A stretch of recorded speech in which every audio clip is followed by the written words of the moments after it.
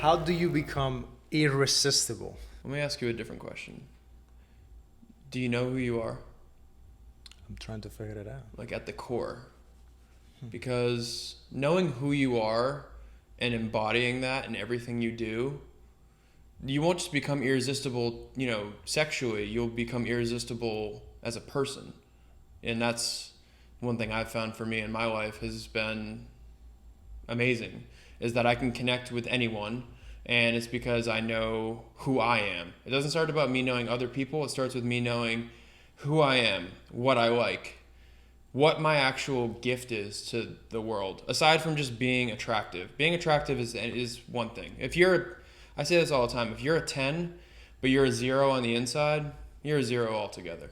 So being a 10 on the outside is great, but you have to be a 10 on the inside. And that starts with knowing how you work, what you like, all these things. And that's been a big thing. So it really comes down to actually how you approach someone. Because I'm not sure, have you heard of the term mirroring? Yeah. So I usually mirror people's energy. So if someone comes at me with a 10 energy and they're all over the place, I'll elevate. I'll be there with them. But I also still know at the core how I am as a person and who I am. And so then that changes how I interact with them. Versus, a lot of people, they don't know what they like. A lot of people are working a job they don't even like. A lot of people live a life that they don't like. And once you find those things out, your life kind of changes. And you become irresistible to everyone, not just sexually. How did you discover that? Was there a moment that maybe you were trying to be something that you were not and things were not working out? I have like a logic-based background. I went to school for mathematics and economics. So my mind is hardwired with logic. It's not very creative. At least that's what I thought. And then 3 years ago when I got here, I'd been part-time modeling. I had been, doing things kind of creatively. But once I got here in Los Angeles and I went full-time as a model and an actor, a creative influencer, whatever you want to classify me as, I really learned what I actually like. I went to school for math and I was supposed to work in finance. I didn't like money enough to be in money, if that makes sense. And I learned I like being creative. I like doing stuff that is different every single day. I don't like having a schedule. I hate being a robot. And that's what a lot of our culture is very robotic. It's very repetitive. It's very mundane. It's boring. It's insert your favorite boring word. And that's what it is. And I love being someone who is extremely different and just living a different life every day. So, yeah. You definitely have a lot of that working in our industry. But at the same time, you need to make money. So in your case, you're all of the things that you listed, you're influencer, you're actor, model. How do you come from another state, come to LA, and then are actually able to turn that into a career where you can make money and like make it your thing, so you don't have to go do the boring thing? So I'll answer that with a few different parts. Number one, confidence. Confidence is everything, and that goes back to being irresistible. I'm so confident in who I am. I don't have insecurities. I know that anything that I put my mind to, I can pretty much do within reason, of course. Were you like that always, or is that something that you grew into that? It wasn't a light switch. It wasn't just a flick on. It was a build. It was a progressive thing. It was always putting myself in an uncomfortable situation.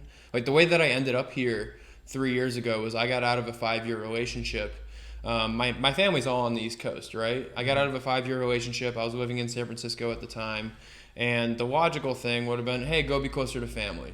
But I said, you know what? Why don't I go put myself in the most uncomfortable place possible where there is an endless amount of opportunities, and I'm going to force myself to grow. And putting yourself in uncomfortable opportunities, like situations, is really good for you. Like your body actually likes battling adversity. I've traveled all over the world. I've been to Vietnam, Thailand, all over Southeast Asia. I used to live in Australia for a bit. I've been all over Europe. I've put myself in plenty of uncomfortable situations. I'm not saying go walk out into the most dangerous part of Los Angeles and ask to get stabbed. That's not going to go well. Mm-hmm. But once you kind of test your boundaries and you really find that you can really do anything as long as you are confident, you're secure with who you are, and you're alert, you're smart, you're intelligent, then that transcends to every other part of your life. So bringing this back to the original question, how did I start making money out here, right? I was so confident in my abilities that when I got here, the second day that I got here, I booked a modeling job. I literally got here October 16th, 2019. I remember the day. October 18th, I had a modeling job, booked job. October 20th, I booked a paid gig. Like 4 days later, I booked an even bigger paid gig. And I was like, shit, I can make a living doing this. Like I could actually make a career as a model. And I didn't know if it was going to work. It just felt right. And again, that's another thing is energy, feeling. Like it's such an LA thing to be like, oh, like the energy, man. Like, how's the energy? Well, it's actually a true thing, and I'm sure that you can relate to that. If energy is good and it feels right, fucking do it, and then put your heart into it. And I'm not even a model, actor, influencer, blah, blah, blah. I'm an entrepreneur. That's pretty much what I am, is I know that any of those disciplines that I put my mind to, I'm going to be good at. You can do it. Or I'm going to find a way to be good at it. Yeah, the energy, and going back to the original question of how do you become irresistible, because it's something that I've been thinking since we met. We met on a shoot, and I was directing this commercial. You were there, and I saw you from far away, and I was like, okay, it's almost like you can recognize, okay, he's got the it. He's got something. Yeah, he's got something like. And it goes to what you were saying. It's not just because you're ripped and you have good genes. It's like the way you carry yourself and the way you interact, and like you can tell when the camera is coming around and you're not going for the camera, you're going this way. Like I could tell that you had experience and that you knew what you were doing, and that's why I was like, oh, I want to like get to know this guy and like know more about him. That whole energy thing, I think, is so important because it's something that you can actually control. And for guys, I think it's really hard when you think about, oh, I'm not tall, I'm not strong, I'm not handsome, I'm not rich, I'm not this, I'm not an artist, I'm not famous. But still, like, your energy is something that you can control, and you can learn how to mirror other people and do all of that. So I think the art of winning other people over with your energy is something that anyone can learn. So what are a couple tips, like if we get to practical things? Let's say a guy's going on a first date, or you're going into a job interview and you're trying to be like magnetic and connect with another person. What are some tips and like things that you would tell them? I would say number one, body language. So our communication starts long before either of us open our mouths, right? You said you spotted me at Rafi's. We didn't talk, No. we had zero Not even a dialogue, word, right? yeah. Not a word. But you spotted me. You saw that I was charismatic. You saw that I carried myself in a professional way. Obviously, I didn't show up wearing shitty clothes. I looked decent as well. I manicured myself enough, not overly, but all of those little things go into your image, because as much as we don't want to judge a book by its cover, that's the first step to judging the book, is like, if you like the cover, you're going to open it. And it's funny, I should talk about book covers now that we're talking about that. Yeah. I'll come back to book covers. But your body language is everything. And when I connect with someone, especially romantically, usually that starts with how I am, like, physically with them. Am I making eye contact with them? Am I actually engaged in what they're saying? Am I listening to them? All these things that people don't think about. People think about all these stupid minor things. Oh, am I wearing Gucci shoes? Do I have like a fresh haircut? All these things that are really not super important for the actual outside, the aesthetic aspect of it. But yeah, your body language is everything. If you make eye contact with someone, especially romantically, actually kind of using your eyes. I mean, that's a big part of acting and modeling anyways, is using your eyes. It's in the eyes, Chico. Yeah, it's in the eyes, Chico. Yeah, the details in the eyes. The eyes never lie. And so that's a big part of it. I would say number two, also going along with confidence, having the confidence to actually approach someone. We live in a society today where no one wants to approach anyone. People will approach you on your phone all day. I'll send a message to the person I just saw at a bar if I got their number, or if I got found their Instagram, right? But no one wants to actually walk up to someone and say, "Hey, how's it going?" One of my favorite parts of that is people will ask me like, "Oh, like what's your pickup lines? What do you do?" And I'm like, usually I just say hi, and that is the most simple way to start a conversation. Because guess what? If the other person is like remotely interested, they'll say hi back, and then if it doesn't flow naturally and it feels forced, it's probably not the person you want to be talking to anyways. So, those are my main two things: is body language, which also goes number two with confidence. So you mentioned book covers. Book covers. Yeah. Tell me about book covers, because I hear you're a bit of a pro in that subject. Trying to be pro. So, yeah, don't judge a book by its cover. Judge a book by its cover. That is part of the modeling industry that I got into. I would say randomly, but I mean, nothing's really random anymore these days.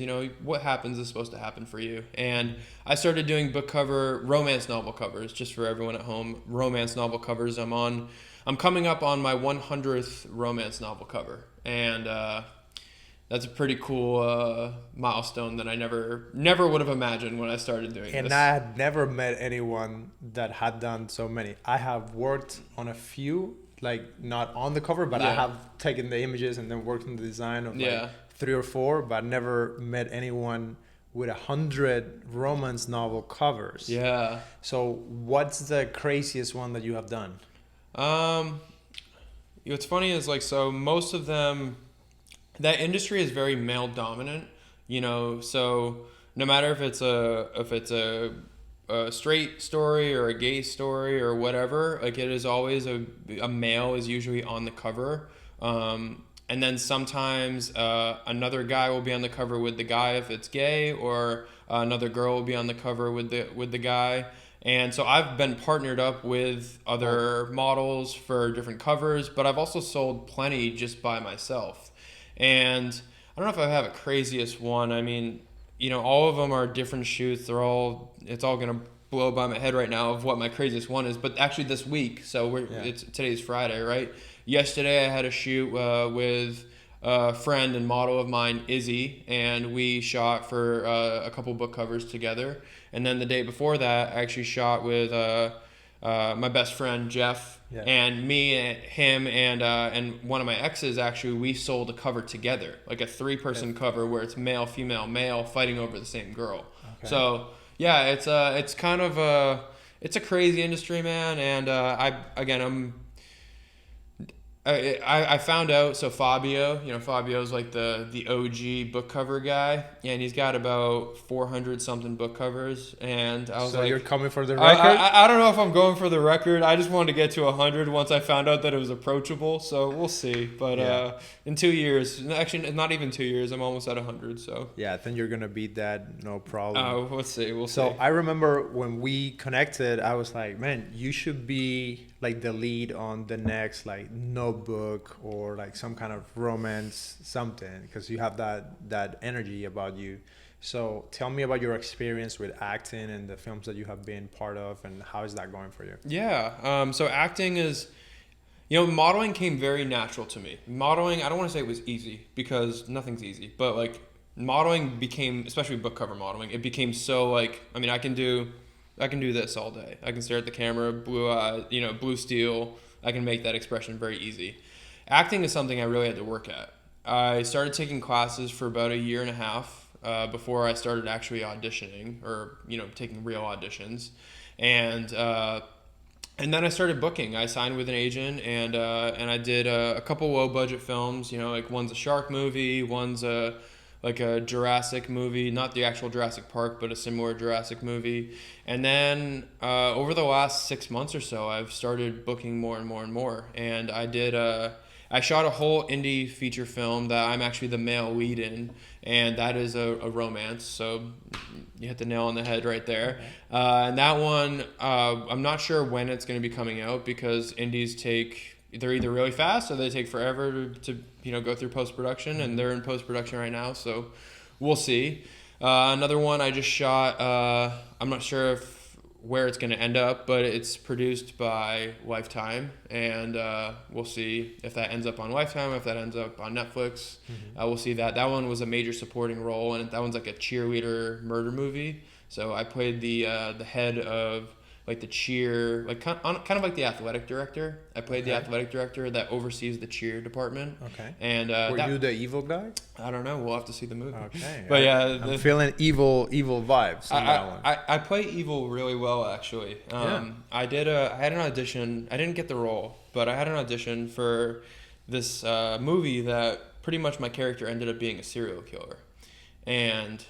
And what's funny is, like I said, acting, it didn't come natural for me. In some auditions, they don't come natural for me. I really have to work at them. This one, I learned my lines. I shot it in one take, and my first take was I was like, that was my audition. That was it. And I got all the way to the end, and it was between me and another guy, and they picked another guy because he looked a little younger than me. They wanted him to be like 21, and I had a beard at the time. So anyways, I didn't get it, but I found out that was something that I was actually good at. So I don't know what that says about me, if I can play sinister serial killer roles, but that's, good to know. And then coming up, so I'll give myself a little plug here. There's a movie that I'm working on January through March of next year, of 2023, and it's called Gone with the Fire. And this is the movie that I am definitely most excited about.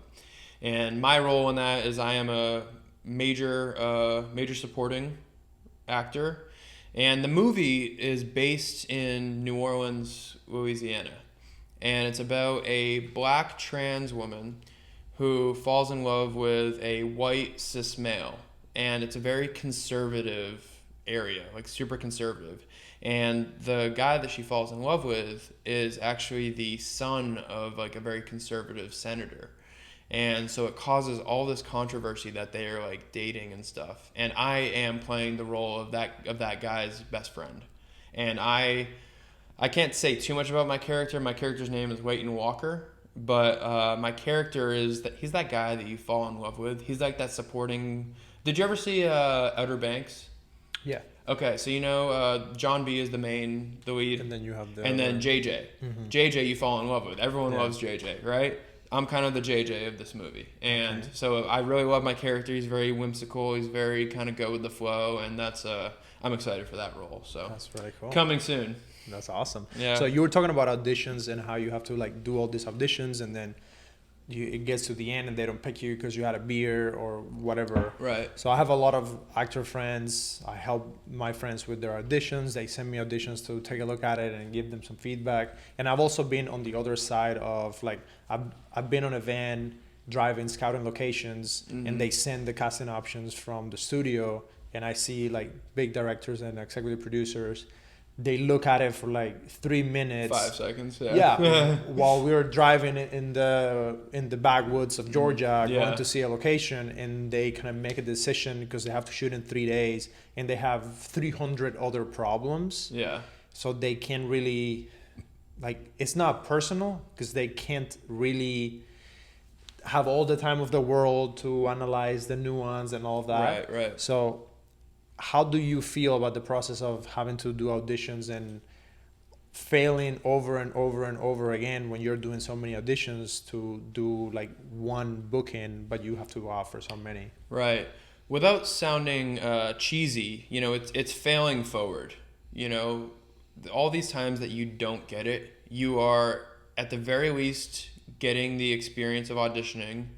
You are getting in front of a casting director who might not want you for that project, but they might think of you, 3 weeks later, 3 months later, and be like, oh, I saw this kid. Like, let me go back to it. And they might cast you without you even having to audition. And that's actually what happened to me in the cheerleader murder movie that's going to be coming out. Is I had auditioned for another role. The casting director liked me and was like, and then I didn't get that. But then like a week later, he was like, hey, I'm going to put you on this project. And I didn't even audition for it. So, so that's another thing is like every opportunity you have, there's something to be drawn from there. And as much as I would say the theatrical casting side of things, I'm okay with. Like, I think that the way they do things process-wise is fine. I do a lot of commercial acting as well. I'm not a huge fan, if I'm being honest, with where the commercial casting process is, because nowadays, because of self-tapes, it almost seems like they have you film the entire commercial as your audition tape. And it is time consuming, it is overly meticulous, and they're like very specific about certain things. And it's like, for a commercial, if you can't tell in the first 10 seconds if you want me or not, why am I filming a 2.5 minute thing to show that I can memorize a script, or to show that I'm like, it's overdone. So I would say from the commercial side, I wish that it was a little more like, hey, let's have you slate, do a quick read, whatever. That's also me. Not saying I'm lazy. I have limited time, and I don't want to waste my time on something that, if I have a 2% chance to get it anyways, the more you do of those that take up time, that's one thing. But on the theatrical side, I will definitely say this. So one of my mentors, Dr. Bill Dorfman, he's a good friend of mine, and he's become a mentor to me. And he taught me this. He said this to me, and it's stuck with me ever since he said it to me. Is whenever you get an opportunity, a big opportunity, don't take it, master it. And that really lingered with me. That really stood out to how I've kind of approached everything now. And I met him, a couple months ago, and it's been impactful to know that instead of just having an opportunity present itself and then doing the best you can when it comes up, really squeezing all the juice out of something, and knowing that you put your all out there, and whatever happens, happens. And that's how I am with auditions now, or just meeting someone in general. If I know that I gave my all, I did the best I can, I don't take it personally if I don't get the job. But I know that I made an impact on that person's life, and could eventually come back to help me, or help someone else I'm connected with, or help them. Who knows, right? But really mastering an opportunity, and that's become a really big thing for me in my modeling career. And it's actually been something that I've been doing without knowing, if that makes sense. I'll tell a small story here. So there was a casting for, I think it was for ASOS. It was a modeling job that was like shooting about over 2 years ago. And I met up with the photographer who was also helping cast for the project over coffee. He was like, hey, do you want to just meet up and get coffee? We'll talk about the project. We'll take digitals, whatever. I met up with him up in this area, actually, and we talked about everything but the project. We talked about food. We talked about traveling. We just vibed. We had a good time. And then at the end, he was like, all right, let's take some digitals and whatever. I didn't get the job. But like a week later, he was like, hey, I'm shooting for this fashion editorial. Do you want to be the model? And I was like, absolutely. Well, I became friends with him and the stylist and the makeup artist that were on set. And then that makeup artist hooked me up with another photographer, and that photographer was shooting for something bigger. And it built and built and built. And then that stylist got me like runway shows and different brand deals, and it kept building. And that domino effect kept going.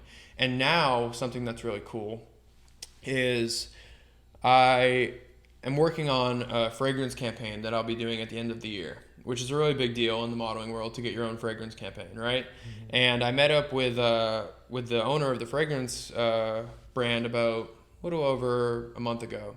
And he asked me, he's like, hey, like, I want you for this project. Like, you're going to be the lead for this. Do you have any photographers that like come to mind that you can think of that would be good to shoot this? And I was like, I do. I know exactly who. And I went right back to where it started and connected. With the same guy that you had coffee with. Yeah, exactly. And that's the impact of mastering an opportunity, as opposed to just taking an opportunity, showing up, and then leaving. Mm-hmm. And I got the biggest domino effect that came full circle. And that's the coolest part of what I do. And that's why I love what I do, is like you meet so many cool people that actually fucking care about you, and you care about them. You guys level each other up, and that's the best part of what I do. Yeah. 100%, man. I think the most interesting and special moments that I've had in my career have been because I was there like at 4 a.m. It's freezing cold, or it's raining, or super hot, and I'm there with guys that we have been through hell and back together to make a show or make an episode. Yeah. And like those people that you can call on later, and that's very interesting. So far, you have been in LA for about 3 years, and this is a question that comes up all the time. Like, do you need to be in LA to make it in this career? What's your take on that? That's a good question. It's funny. I have model friends and actor friends that are all over the country, right? I was actually on the phone with one of them about a week ago who lives in Oklahoma City, which is like, there's no modeling out there. There's very little modeling out there. And he was asking me, he was like, dude, like, if I really want to make it, like, as a model and actor, like, should I move to LA? And I was like, well, are you submitting out here? And he was like, kind of. And I was like, well, that's the best part about being here is like, I have agents that submit me all day. I think I have somewhere between 10 and 12 agents all over the country that submit me for different jobs. But I also still book about 70% of the stuff myself and from doing self-submissions. And I'm submitting myself in LA. I'm submitting myself in New York. I'm submitting myself in Boston, where I'm originally from. And I submit myself as a local because I know that if I can book the job and I have a place to stay and I can hop on a flight to get there, then I can be a local. That's all you really need to be a local, as opposed to sleeping there. If it was a rush call tomorrow, of course, it's not going to work. But most things aren't shot like that. Mm-hmm. So to answer your question, I don't think you need to be here to make it as a model and actor. It definitely ups your chances by probably 5 times of booking jobs because you're here, you're able to go to an in-person casting or a meeting over coffee. Just before this, I had a meeting with a business meeting for a brand deal for this really cool, I can't talk about the product, but for this really cool product. And we just had a meeting over coffee. That meeting wouldn't have happened if I lived in Oklahoma City. Yeah. So being here definitely opens up opportunity for you. And also, there's like a different vibration about Los Angeles. I know that you feel that as well. Like, everyone here that is actually like doing something, you kind of find each other. Case in point. Yeah. Case in point. And you kind of elevate each other. You lift each other up. And that's the coolest part about it is like the number of people that I'm connected to, that I have in my network that I can call like, hey dude, like I need a reader right now. Like, can you come over? Or like, hey, like, I need a ride to the airport. You want to give me a ride? Like, those things matter. So I would say if you're really serious about doing this, be here. So earlier you said something that was super interesting, that you see yourself as an entrepreneur, which I love that. Not many actors have that mindset. Yeah. You're working with brands, you're doing the campaigns, you're doing the modeling, but now you're having business meetings. And I love that you frame it that way. So in your case, you have a large following on social media. Let's talk about that, pros and cons. How did you get to that level, and what are you doing right now to leverage that, to turn that into more awareness, more money, more connections? Yeah. So I'm going to start with the business meeting thing. It's funny because, a couple of my friends will give me shit for saying that, I'm going to a meeting or I'm going to an event. And I consider a meeting that if you're meeting with someone that you're going to potentially do something business oriented with that might not even be now or within 3 weeks or 3 months, but in the future, like something could happen. I consider those business meetings because you are, and not to make it like boring. Business meeting sounds boring, but like I look at it with a business mind of like, all right, I'm not going to force my agenda into this, but I'm going to go into this meeting, again, to squeeze everything out of this that I possibly can. I'm going to go there. If I just need to be me and just go be a positive, happy person to the person that I'm meeting with, that is a little bit of business. That has business attached to it because that person then thinks of you in a certain way that then could potentially lead to something in the future. So I will say that, again, if you want to take yourself seriously as an actor, as a model, as an entrepreneur, you have to approach things with knowing that you are always representing your brand. So your brand has to be on point. But going back to the influencing thing, I just had to touch on that because you brought it up. Yeah. The influencing thing, yeah. So that's a crazy part of this industry, right? Is being active on social media, not even being active, being proactive on social media. Making content regularly. What's great as a model is 95% of the content that I put out there is stuff that I either shot on set, that was shot by a professional, or shot by me on my phone, or shot by one of the stylists that was just shooting something. Whatever. So creating content and staying relevant is super important. And it also goes with branding yourself. I mean, that's honestly the biggest brand representation you have of yourself is your social media. And I'd say for my followers that really know me and like have been with me for long enough, they know pretty much who I am as a person. Not all of the intricate things that, you know, someone who is in an intimate relationship with me would find out, but they know, like, at my core, I am just the happy guy that I portray. You know, happiness is a really big thing for me. And actually, this morning I put a thing on my Instagram story about happiness. And I could talk about, you know, kind of mentally how that works forever, because everyone always asks me, like, oh, you know, you're so happy all the time, like, how do you stay so happy, blah blah blah. And it's really, it goes to, like, just being, it's a choice. Happiness is a choice. I could look at this glass and say it's half full or half empty, right? It's actually almost empty, or it's almost needing to be filled, right? Yeah. And my perspective of that is changes everything. If I have a bad day, of course, feel those crappy feelings. You know, when you're sad, it's okay to feel sad, because that elevates your happiness, because that makes happiness real. But if you are, you know, if you're just like one of those people that's like, oh, you know, there's nothing wrong in the world, like, everything's fine, like, that's great. If that works for you, great. But that's, most of the time, that's artificial happiness. That is you sweeping everything under a rug, and just kind of not actually being present and being aware.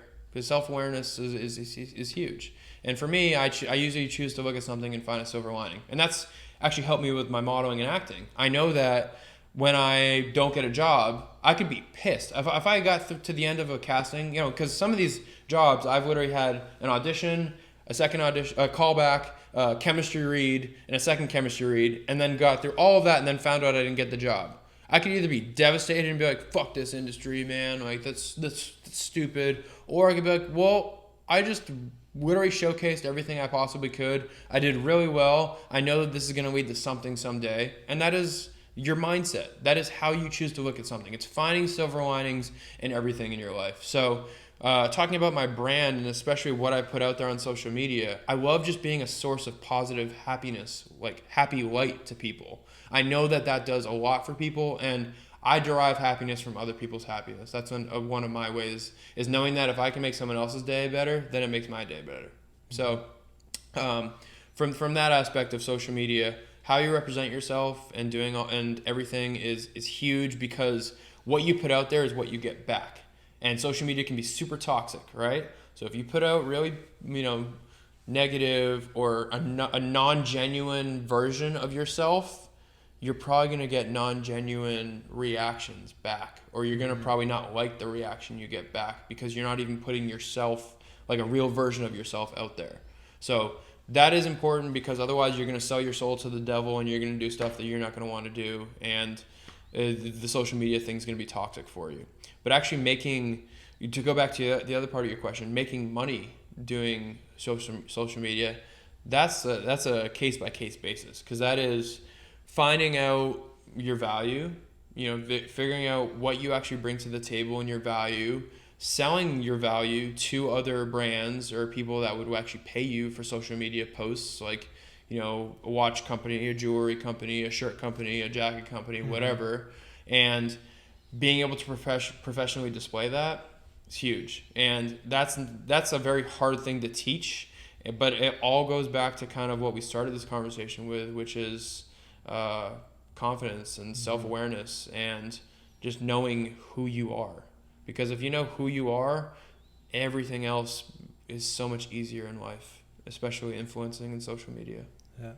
So do you have any instances where it's hard to separate Eric, the public persona, from Eric, the person in social media? And specifically with, you meet people and maybe you're interested in someone or they're interested in you, then they see your social media, that could create friction, or it could be amazing because they could be like, oh, he has so many followers. They could be attracted to that. Right. But it could also be a deterrent, because it's like, well, he's always going to be posting pictures on underwear and doing this and acting this way. So how has it been your experience with that so far? Yeah, that's a good question. So I am, what I'm blessed with, and what my favorite reaction is when I meet people in person that just know me from social media, and they're like, oh, you're just like you are on social media in person. I've actually made a lot of like friends with people that have either become fans of mine or that just connected with me on there, and then have met them in person, and then developed a cool friendship or professionalship or whatever. And so I love that aspect of it. That's why I say, if you can genuinely represent yourself, I don't think you have to publicly share everything. That's one thing where I think we're at a kind of a point of oversharing, where people are too like, here's my entire resume and everything that I do and my day-to-day schedule and who I'm dating, and it's like okay, where do you have your private things that don't need to be displayed? Because for me, I usually keep most of my dating stuff private. I don't want to display that to the world to gawk at necessarily and make judgment on, because the most important things to me in my life are usually the things that I do in private. It's family, it's loved ones, and stuff like that. And that has been I'm not gonna sugarcoat it. It hasn't been the easiest thing to always like express that, because again, your partner might not always be down with you being like, hey, like I want to kind of like keep us as much private off of here as possible. Because the 5-year relationship that I was in, or I should say 4.5 year, whatever, that I was in before I moved down here, we were very public with our relationship. Everyone knew that we were dating, and everyone was like, oh, like you guys are perfect. Like, you look perfect together. Like we had a very, beautiful existence, traveling around the world together and all these glamorized things. So then when we broke up all of a sudden, everyone's like, oh, What happened? What happened? Like, and luckily at the time I wasn't like a public figure. I didn't have as many followers as I do now, or like as many people that cared. But if I did, people could have then started making up stories and being like, oh, I heard this happen. And that's just, at that point, that's so toxic for you mentally. Like then going to sleep at night, that's not fun. Yeah. Was that what made you, after that, reconsider and decide to be more private? It did, actually. It absolutely did. And my relationship that I was in after that was kind of like an on and off 2-year relationship, but it was the best relationship of my life so far. It's when I actually found out what love was, and I found out, I found out so much about myself by falling in love with this person and keeping most of our life private. And that person was okay with that? Yeah. Of course, it poses problems, because in today's society, how much of your life can you actually keep off of social media? But doing the best you can with that is definitely, it was important, especially for me at the time. And I still try to practice that, as much as I can now. I don't want to say I'm more lenient now, but I try not to, this sounds crazy, I don't think that much. Like I don't live up here, I live here. So if it feels right to like share something or talk about something that's very personal to me publicly, I will. Otherwise, I try to keep things private. Yeah, and it's very tricky. I'm surprised that you use more of a feeling rather than a logical mind to that. Because when you break it down, is your Instagram is a huge denominator of your business success. So if you do something like out of line or like whatever, and with these things you never know, like whenever something gets posted that causes problem, whoever posted it, they didn't mean to cause that. So I'm like, it's something that I'm thinking about more and more, because I got divorced and separated a few years ago. I have 2 kids, and I try to share my kids because I love them and they're part of my life, and I also want people to know who I am and all of that. In my case, like my following is way smaller, but I'm wanting to build a brand and I want to be well known. I want to be a big public figure. And I'm asking you this question honestly, Eric, because like I'm trying to figure out like how to do it. In one side, like I would love to be in a relationship with someone that I can share, but at the same time I understand your point, and I keep a lot of things private because it could cause problems. And like with me, it's a little bit more specific because it's more film and production, so I don't have to share so much myself. But I also use my image and my looks because I want to do some acting, and I've done a little bit of modeling. I want to stay with production, but I also want to be well known. So it's so complicated, man. It's not easy, right? And I'll ask you, what feels right? If you can actually ask yourself, Axel, that's a tongue twister. Like, does it feel right to share this part of my life with the public? Mm-hmm. And if it doesn't, then don't. Because otherwise you'll be thinking about it when you're trying to go to sleep at night. You'll be thinking about it when you're supposed to be paying attention in that very important meeting that you have. Mm-hmm. And you'll think about these. I mean, a lot of the anxiety, I'm not a psychologist, so take this with a grain of salt. But a lot of the anxieties that people have are stuff that they have built up in their own head because they're always thinking. They're always overanalyzing, and it's funny because I have a math background. So this is I should be that person, and I'm the opposite. And I say this to, I've said this to my best friends. I've said this to people I've been in a relationship with. I'm like, turn your brain off. Like, just be here with me right now. Does this feel right? Like, and that is one of my greatest gifts. Talk about being self-aware. Talk about being confident. I am extremely great at being present. I'm really good at being in the moment, and whoever I'm with, bringing them into the moment that I'm in. Yeah. And that's something I'm learning.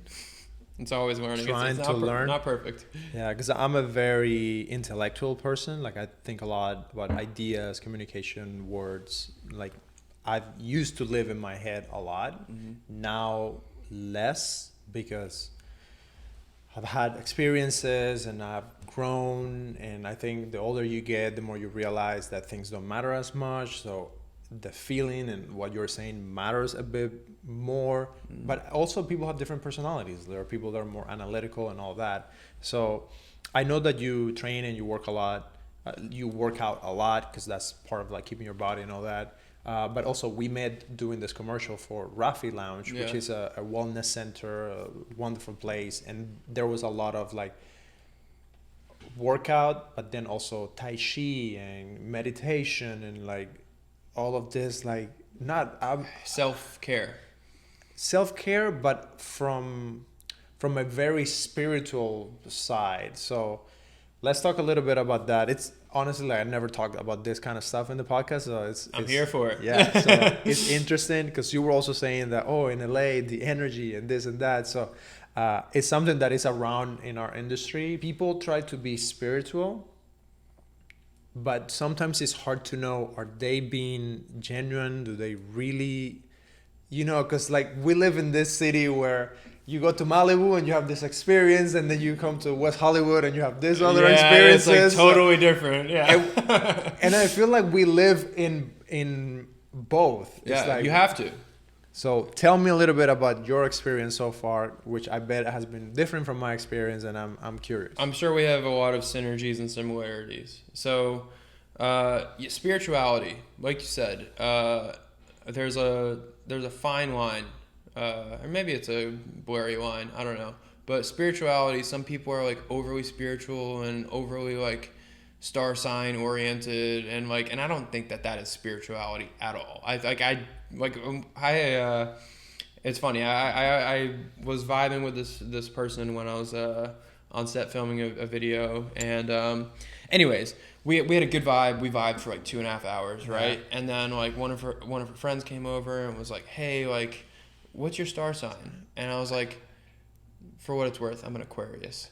And why? No, you were not supposed to tell. You need to have people guessing the whole time. Oh, it's okay. But yeah, and so I said that, and she like took a step back. She's like, "Oh, this would never work." And I'm like, "You're fucking kidding, right? Like it has been working for all this time." Yeah. I'm like, "Are you kidding? You're kidding, right?" And so, anyways, that is not spirituality. That is like, it's almost like a very closed-minded. Like if you actually use star signs to make decisions, if that works for you in life, by all means go for it. Dude, like I'm with you there, but I have to be honest, I used to not believe in any of that at all. I grew up as a Christian evangelical. Then after college I changed my faith and my belief and all that. I never believed in any of the stars, of that. Then I meet some people, and like my roommate Abraham, he starts showing me these videos, and he's like, I don't even know if I believe in it or not, but then you listen to the videos and like they have some at least some descriptions of like, if you're The an person. Aquarius, Yeah. they will give you like all of these things that match so well to the personality. Yeah. And sometimes we would watch videos that they say, well, in the next past week or this week or the following week, this and this and this and this might happen. And we're like, Yeah. how do they know? It might, and it's connecting the dots. It's Yeah, really but what man, it I'm is. telling you, Eric, it has been like, I don't believe in Yeah. this crap. Yeah. And I don't want to even call it crap, 'cause now I'm like, I don't believe in this stuff, but I'm starting to believe in this stuff. it's Yeah. like, well, they read this thing and it's like, it matches the personality so well. Like whenever I read one with my sign, and Yeah. I'm not going to say my sign because I love to make people guess, What's guess's sign? it matches so well Mm-hmm. that I don't know if it's true or not, if it works or not. But I agree with you. We should not make decisions based on that. Yeah. But it's like part of the culture here, very much. Very much. At least with introductions and the first couple times that you interact with people, Right. especially around like being interested romantically in someone. There's some people who put a lot of importance on that. Yeah, they do.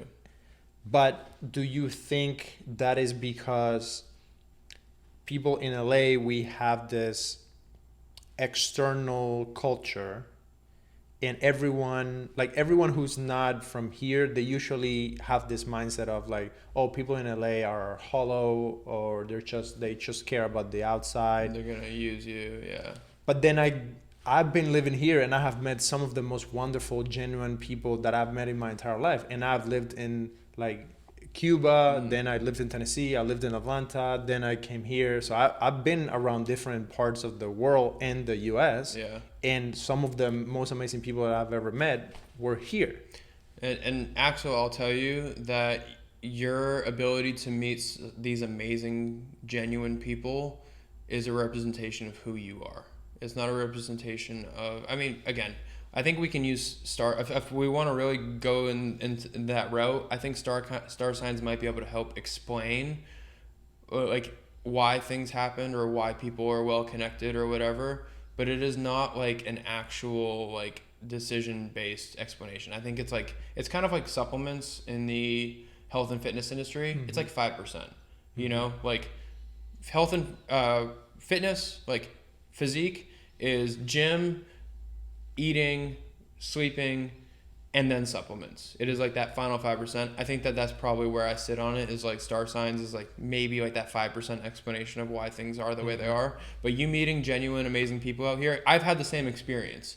Like again, you could say that LA is very shallow and a lot of people here are very shallow. And there are, if you want to look, you don't even have to look that hard. You can find those people very easily if you go to certain clubs or certain areas of Los Angeles. And you'll find those people that are literally just going to try and meet you, find a way to exploit you and level themselves up, and then move on. And it's kind of like when you're shaking someone's hand thing, and then they're like looking around the room to see who else's hand they can go shake. That's what a lot of Los Angeles is. But you don't attract that energy because you don't give it out. If you gave out that energy, you would get it back. But instead, you give out good energy, and that's what you attract. And so, I mean, law of attraction right there. It's really a manifestation of what you want and what you get. So I agree with you on that front, that the people that you meet, you are in some way, shape, and form supposed to meet, but you also made that event happen for yourself. It didn't just happen because it was supposed to happen. Yeah. So how do you feel about moving forward? You're going to keep acting, keep growing your brand.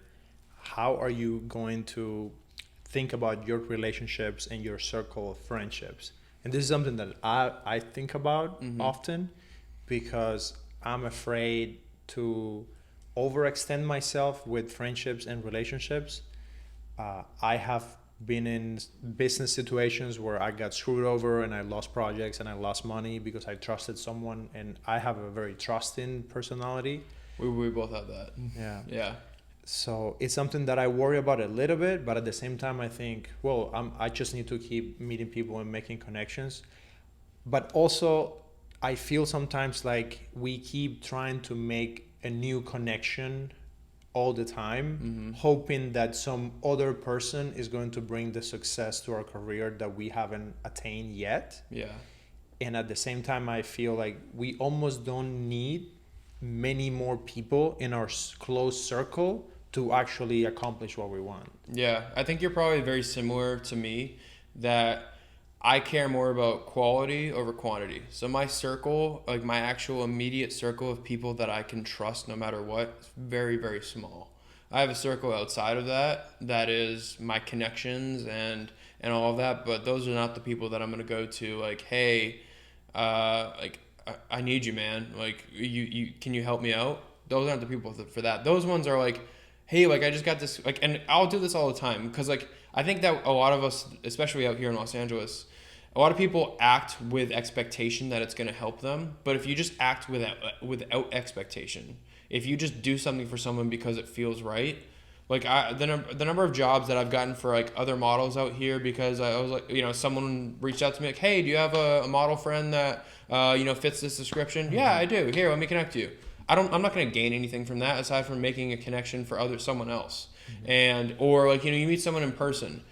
If you meet someone and you think, okay, what can I get from you versus how can we benefit like from just knowing each other, like whether that is a financial benefit, a career benefit, or just like a spiritual energy benefit. Sometimes you just need to meet someone that makes you happy or makes you laugh. Yeah. And so those are like the genuine things that I try and focus on, because actually when I focus on that, my career has actually grown more versus when I'm focusing on like, if I walk into an event and I'm like, okay, I'm going to talk to 5 people here. I'm going to try and get a brand deal. Like it's going to go great.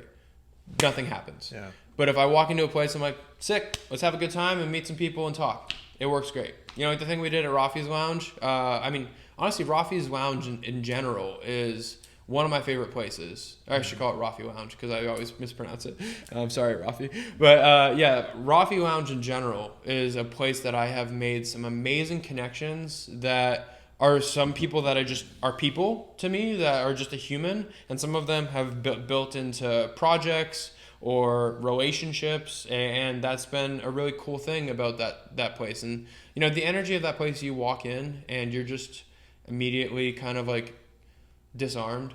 You know, you walk in, you're like, and that's like the best part of going there is there's not very many places like that. You talked about being in West Hollywood. Mm-hmm. I would say there's 0 places I can walk into in West Hollywood, like a public place, and be like, I walk in there, I'm like, okay, guard up, you know, like got to be on. And so that's the best part about that place. And yeah, the connections I've made there, case in point right now. Yeah, for sure. And I want to do more of those connections, and that's why I have the podcast, and I'm trying to meet new people who are interesting but also genuine and have that kind of connection. So Eric, this is something that I ask everyone. If you could do anything with your life and money's not an issue, time is not an issue, what would you do? Everyone says travel, and I don't think a lot of people mean that, but I mean it. I'm 28 years old, and at the end of this month, I will have gone to 32 countries in my 28 years. And I'm traveling after this. And traveling is something that really sets my soul on fire. Like, I explained that towards the beginning of this podcast. I love putting myself in new situations, new cultures, having to experience like a very raw version of a different part of the world. So I really would travel as much as I could until it felt like it was a very glaring thing that I said, okay, I should probably stop. And that's why, like, you know, like just being honest with myself, I never know, like, all right, should I be in a relationship right now? Probably not, and that's like very hard self-realization to come to is like, should I be like in a committed one-on-one relationship right now? Usually people won't actually ask themselves that question, or if they do, they'll lie and be like, oh yeah, absolutely. I'm traveling all over the damn place. I never know where I'm going to be at the end of the week versus where I start the week. I have goals to go all over the place. I'm happy alone. And that's another thing. I think that one thing that makes you irresistible is being happy by yourself and then letting someone else enhance that happiness. Because everyone tries to externally drive happiness. It's a very toxic thing, because if you're always getting energy and happiness from other people, than what are you when no one else is around? And that's a very lonely place if you're not self-aware, self-controlling. So, anyways, getting off on a tangent here, but yeah, travel would be my main thing that I would really just probably do until I couldn't stop. And this month I'm going to Portugal, Spain, Croatia, and Poland, and just want to keep seeing more of the world, because eventually there's gonna come a point in my life that I'm not gonna be able to, and I always want to do as much as I can before I get there. I really want you to check out this interview with my friend Peter Hurley. Peter is the best headshot photographer in the world, and in the episode he teaches me and you how to look amazing on every photograph, and also how to look confident all of the time. Check out that episode, it's really good.